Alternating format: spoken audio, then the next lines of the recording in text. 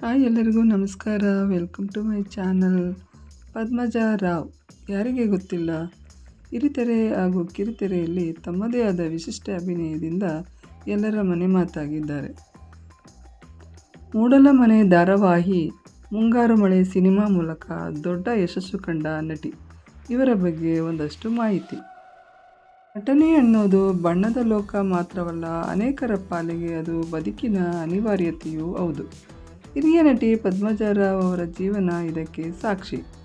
ಮೈಸೂರಿನವರಾಗಿ ಮುಂಬೈನಲ್ಲಿ ಬೆಳೆದ ಪದ್ಮಜಾ ರಾವ್ ಅವರಿಗೆ ಬಾಲ್ಯದಿಂದಲೇ ಇದ್ದ ಏಕೈಕ ಕನಸೆಂದರೆ ಅದು ನಟಿ ಆಗಬೇಕು ಅನ್ನುವ ಕನಸು. ಆದರೆ ಆ ಕನಸು ಅಷ್ಟೊಂದು ಸುಲಭವಾಗಿರಲಿಲ್ಲ. ಇಂದು ಬೆಳ್ಳಿತೆರೆ, ಕಿರುತೆರೆಯಲ್ಲಿ ಸದಾ ನಗುಮುಖದಿಂದ ಕಾಣಿಸಿಕೊಳ್ಳುವ ಅವರ ಹಿಂದೆ ಕಣ್ಣೀರು ಮತ್ತು ಕಠಿಣ ಪರಿಶ್ರಮದ ದೊಡ್ಡ ಕಥೆಯೇ ಇದೆ. ಒಬ್ಬಂಟಿ ತಾಯಿಯಾಗಿ ಅವರು ಎದುರಿಸಿದ ಸವಾಲುಗಳು ಒಂದೊಂದಲ್ಲ. ಅವರ ಸಣ್ಣ ವಯಸ್ಸಿನಲ್ಲೇ ಒಂದೇ ಕ್ಲಾರಿಟಿ ಇದ್ದಿದ್ದು ತಾನು ನಟಿಯಾಗಬೇಕು ಅಂತ. ಇನ್ಯಾವುದರಲ್ಲೂ ಕ್ಲಾರಿಟಿ ಇರಲಿಲ್ಲ ಎಂದಿದ್ದಾರೆ ಪದ್ಮಜಾ ರಾವ್. ಮೈಸೂರಿನವರಾದ ಪದ್ಮಜಾ ರಾವ್ ಅಪ್ಪನಿಗೆ ಮುಂಬೈನಲ್ಲಿ ಕೆಲಸ ಸಿಕ್ಕಿತು. ಅಲ್ಲಿಯೇ ಓದಿದ ಪದ್ಮಜಾ ರಾವ್ ಚೈಲ್ಡ್ಹುಡ್ನಲ್ಲಿ ಕನ್ನಡ ನನಗೆ ಅಷ್ಟು ಫ್ಲೂಯೆಂಟಾಗಿ ಕಲಿಯೋದಕ್ಕೆ ಆಗಲೇ ಇಲ್ಲ ಎಂದಿದ್ದಾರೆ. PUC ಟೈಮ್ನಲ್ಲಿ ಇಲ್ಲಿಗೆ ವಾಪಸ್ ಬಂದಿದ್ದು ಅಷ್ಟೊತ್ತಿಗೆ ತಮ್ಮ ತಂದೆ ಹೋದರು. ನಂತರ ಮದುವೆಯಾದೆ. ಅಮ್ಮ ನನಗೆ ಸೀರಿಯಲ್ ಅದು ಇದು ಮಾಡೋಕ್ಕೆ ಬಿಡ್ತಿರಲಿಲ್ಲ. ಅದಕ್ಕೆ ಮದುವೆ ಬೆಸ್ಟ್ ರೂಟ್ ಅಂತ ಅಂದುಕೊಂಡಿದ್ದೆ. ಮದುವೆಯಾದರೆ ಗಂಡನನ್ನು ಕಿರುಬೆರಳಲ್ಲಿ ಆಟ ಆಡಿಸ್ತೀನಿ, ನಾನು ಅಂದುಕೊಂಡದ್ದನ್ನೆಲ್ಲ ಮಾಡಬಹುದು ಅಂದುಕೊಂಡಿದ್ದೆ. ಆದರೆ ಮೊದಲ ಮದುವೆ ವರ್ಕ್ ಆಗಲಿಲ್ಲ.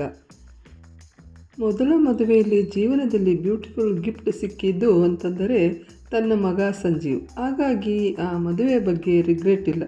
ಮದುವೆ ಆದಮೇಲೆ ಇಲ್ಲಿ ನನ್ನ ಕನಸು ಸಾಕಾರ ಆಗ್ತಿಲ್ಲ ಅಂತ ನನಗೆ ಯಾವಾಗ ಗೊತ್ತಾಗೋಕ್ಕೆ ಶುರುವಾಯಿತು, ನಾನು ಆ ವಿವಾಹ ಬಂಧನದಿಂದ ಹೊರನಡೆದೆ.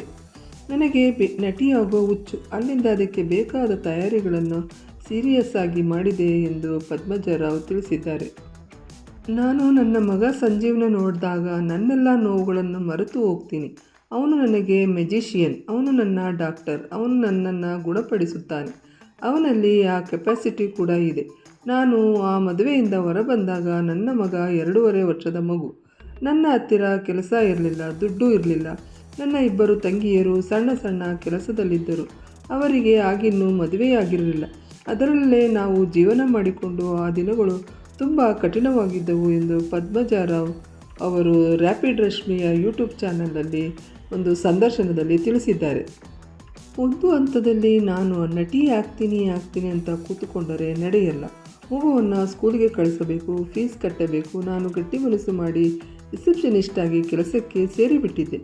ಆದರೂ ಆ ಲೈನ್ಗೆ ಸೇರೋದಕ್ಕೆ ಕನೆಕ್ಷನ್ ಹುಡುಕುತ್ತಿದ್ದೆ. ಆಗ TN ನರಸಿಂಹನ್ ಅವರ ಭೇಟಿಯಾಯಿತು. ಅವರು ಇವತ್ತು ಇಲ್ಲ.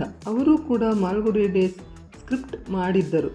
ಇವರಿಂದ ನಾಗಾಭರಣ ಅವರ ಪರಿಚಯ ಆಯಿತು. ಓ ನನ್ನ ಬೆಳಕೆ ಧಾರಾವಾಹಿಯಲ್ಲಿ ಚಾನ್ಸ್ ಕೊಟ್ಟರು.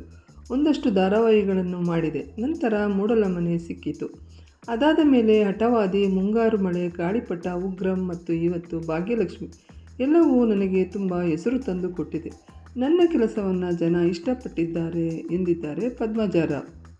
ಈ ಮಾಹಿತಿ ನಿಮಗೆ ಇಷ್ಟವಾದಲ್ಲಿ ನಮ್ಮ ಚಾನಲನ್ನು ಸಬ್ಸ್ಕ್ರೈಬ್ ಮಾಡಿಕೊಳ್ಳಿ ಹಾಗೂ ಇತರರೊಂದಿಗೆ ಹಂಚಿಕೊಳ್ಳಿ. ಧನ್ಯವಾದಗಳು.